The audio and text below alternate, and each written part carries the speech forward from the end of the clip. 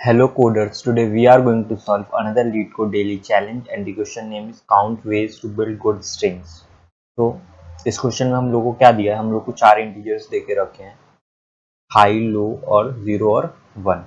तो हाई और लो हमारी एक रेंज है जिसके बीच में हमें एक स्ट्रिंग फॉर्म करनी है। वो स्ट्रिंग कैसे फॉर्म करनी है, हम लोगों को 0 ऐड करने कितने टाइम्स, 0 टाइम। या तो हम क्या कर सकते हैं, 0 ऐड कर दो 0 टाइम्स या फिर 1 ऐड कर दो 1 टाइम्स। ठीक है, जो 1 है ना ये स्ट्रिंग है और 1 टाइम्स मतलब जो वैल्यू दी रहेगी उस 1 की। ठीक है, फॉर एग्जाम्पल पहला जो एग्जाम्पल देके रखा है 3311, तो यहाँ हम लिख लेते हैं एक बार।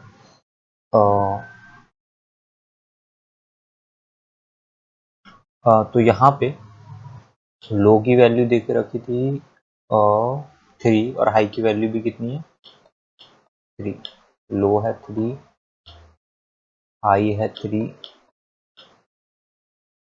और हमारे पास जो 0 की वैल्यू है वो देके रखी है 1 और 1 की वैल्यू भी कितनी देके रखी है,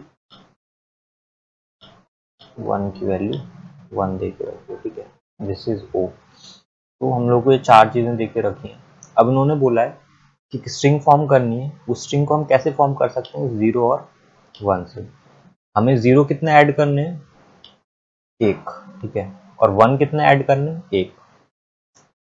तो अगर हमने बोला हम 0 ऐड करना चाहते हैं, मतलब ये जो इसका मतलब है कि हम ये जो 0 स्ट्रिंग है ये ऐड कर सकते हैं कितनी बार, एक बार। और यहाँ पे जो 1 का मतलब है कि हम ये वाली स्ट्रिंग ऐड कर सकते हैं कितने बार, 1 ऐड कर सकते हैं कितनी बार, 1 बार।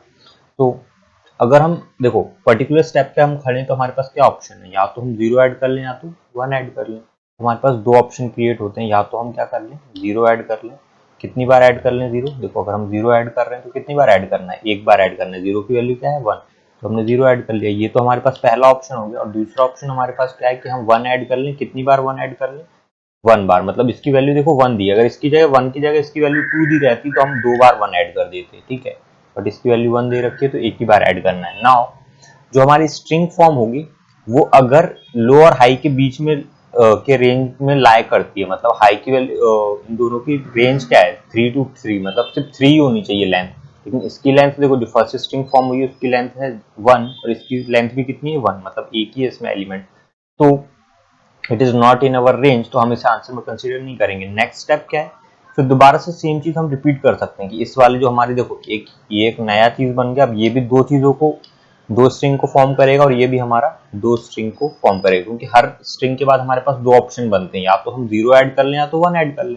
यानी देखो पहले से 0 तो था ही, तो इसमें हम या तो फिर से 0 ऐड कर लो या फिर क्या कर सकते हैं 1 ऐड कर सकते हैं। ठीक है, कितनी बार, एक बार, क्योंकि एक ही दी हुई वैल्यू। फिर सेम इस 1 में भी यही काम कर सकते हैं हम, या तो 1 तो है ही पहले से, या तो हम इसमें 0 ऐड कर लें। कितनी बार, एक ही बार बोला है तो है, या तो हम इसमें 0 ऐड कर लें या तो हम इसमें 1 ऐड कर लें। फिर से हम चेक करेंगे इनमें से क्या कोई हमारा रेंज के अंदर है। 3 लेंथ तो किसी के है नहीं, इसकी लेंथ 2 है, इन सबकी लेंथ कितनी है 2 है, तो ये भी हमारा आंसर में नहीं आएगा। नाउ फिर से हर एक की जो है ना, ये फिर से दो चीजों को क्रिएट करेगा। हर स्टेट पे हम दो चीजें कर सकते हैं, या तो हम 0 ऐड कर लें या तो 1 ऐड कर लें। तो अब हमारे पास क्या आएगा, 0 0 तो है ही, या तो हम इसमें क्या ऐड कर लें, 0 ऐड कर लें, या फिर हमारे पास 0 0 तो है ही, इसमें हम 1 ऐड कर लें। ठीक है, ये हमारे पास एक स्टेट बन गई। अब इनमें से देखो ये दोनों आंसर हमारे वैलिड है। 0 0 0 देखो लेंथ कितनी है इसकी, 3 है। 0 0 1 की लेंथ कितनी है, 3। तो ऐसे यहाँ पे हमारे पास सारे आंसर इनके भी क्या हो जाएंगे, वैलिड हो जाएंगे। तो हमारे पास कितनी स्टेट बन गई है, 1 2 3 4 5 6 7 8। तो इसका आंसर कितना आया हमारे पास, 8 आया।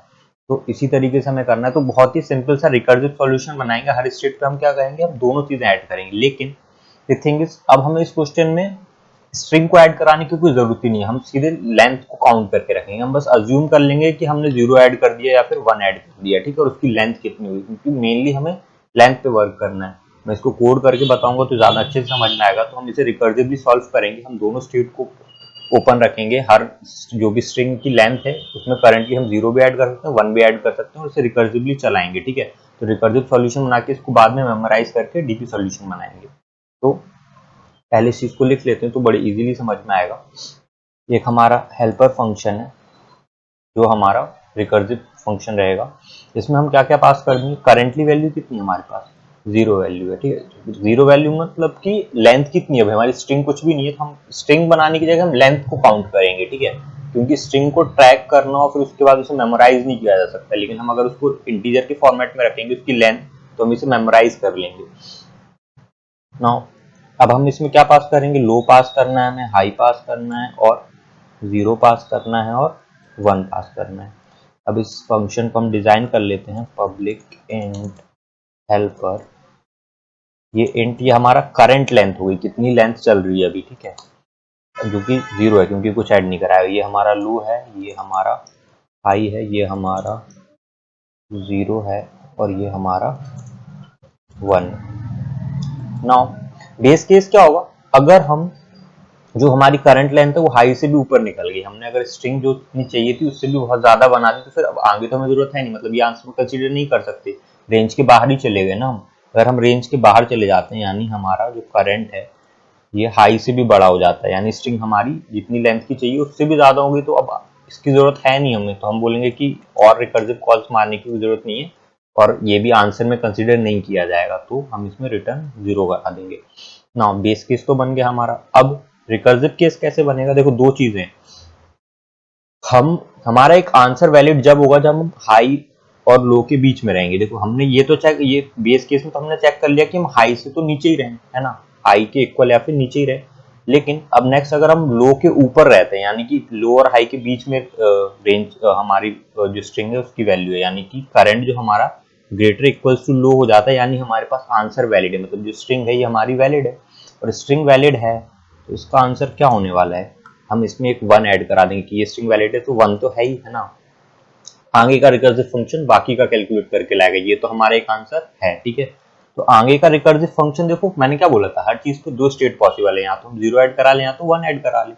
तो अगर हम करंट में क्या ऐड करा लें, पहले तो मैंने बोला कि चलो 0 ऐड करा लेते हैं, है ना, इतनी लेंथ और ऐड करा लेते हैं, तो हमने 0 ऐड करा लिया और बाकी का लो हाई 0 1 एज इट इज पास कर दिया, ये चीज हो गई। और नेक्स्ट चीज हम क्या कर सकते थे, हमने बोला कि करंट में हम 0 की जगह क्या ऐड करा लें, 1 ऐड करा लें, और लो हाई 0 और 1 हमने एज इट इज पास कर दिया। ये चीज हो गई हमारी जब लो के अंदर है। अगर हम लो से भी छोटे हैं ना, अगर ये कंडीशन तो इफ की हो गई, एल्स अगर हम इससे भी छोटी वैल्यू है तो क्या होगा हमारा, तो अब आंसर हम कंसीडर नहीं कर सकते क्योंकि लेंथ के बीच में है नहीं हमारी जो करंट स्ट्रिंग फॉर्म हुई है, तो हम बोलेंगे कि हम डायरेक्ट रिकर्सिव कॉल्स ही मारेंगे, आंसर तो हमारा बनेगा नहीं, तो हम डायरेक्ट इसको कॉपी पेस्ट कर लेते हैं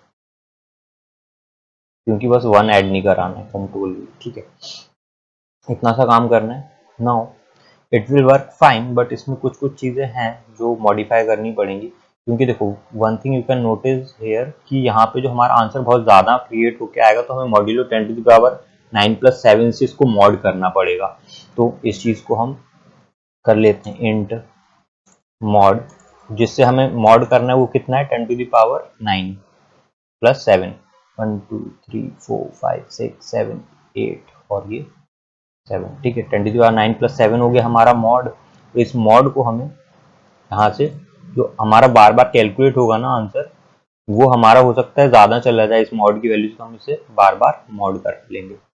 एक यहाँ पे कैलकुलेट किया हमने हमारा आंसर तो यहाँ मॉड करा दिया, एक हमने यहाँ पे कैलकुलेट किया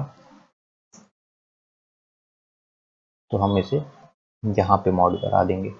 नाउ ये दोनों जगह हमने मॉड करा दिया, अब इसको हमें, ये तो हमारा रिकर्सिव सॉल्यूशन हो गया, इसको हमें क्या करना है, मेमोराइज करना है। तो देखो क्या चेंज हो रहा है, सिर्फ करंट की वैल्यू चेंज हो रही है, बाकी सब तो हम एज इट इज पास कर रहे हैं। यहाँ पे फंक्शन में देखो सिर्फ करंट की वैल्यू चेंज कर रहे हैं, तो हमें कौन सी डीपी लगेगी, 1D डीपी लगेगी, इंटीजर डीपी न्यू इंटीजर। अब इसकी लेंथ कितनी रहने वाली है, देखो ये जो करंट की वैल्यू कहाँ से स्टार्ट हो रही है, 0 से तो स्टार्ट हो ही रही है, लेकिन कहाँ तक जाएगी ये, देखो हाई से आगे कभी नहीं जाएगी, तो हमें कितना लगेगा, ये हाई तक की वैल्यूज लगेंगे, हाई +1, क्योंकि 0 से स्टार्ट होता है, मतलब हाई वैल्यू भी इंक्लूड होगी, इसलिए +1 कर लिया। नाउ यहाँ पे हम डीपी पास कर देंगे, यहाँ पे डीपी को हम एक्सेप्ट करा लेंगे और इंटीजर डीपी। अब यहाँ पे अगर इफ अगर डीपी हमारी यहाँ पे नल नहीं होती है तो करंट डीपी करंट अगर हमारा नल नहीं होता तो हमारे पास इसका पहले से आंसर है, तो हम यहीं से रिटर्न करा देंगे डीपी करंट। ठीक है, नाउ यहाँ पे हम क्या करना है, यहाँ पे डीपी को हमें स्टोर कराना है जहाँ पे भी रिटर्न कराया, तो डीपी करंट इक्वल्स टू जहाँ पे भी हमने रिटर्न कराया वहाँ पे हमने इसे स्टोर करा लिया, डीपी करंट इक्वल्स टू। ठीक है, और जहाँ जहाँ हमने फंक्शन कॉल किया था वहाँ डीपी को पास कर देंगे, यहाँ पे यहाँ पे यहाँ पे और यहाँ पे। So it's looks good, let's run it. Okay, what's the problem? Cannot find symbol k. Okay, it's not k, it's mod.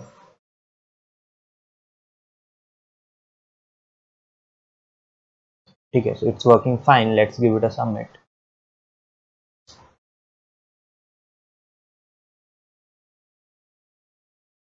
So it's done. I hope you guys have understood this question and the solution of this question. And if you guys liked my video, please give it a thumbs up and do subscribe my channel. Thank you so much.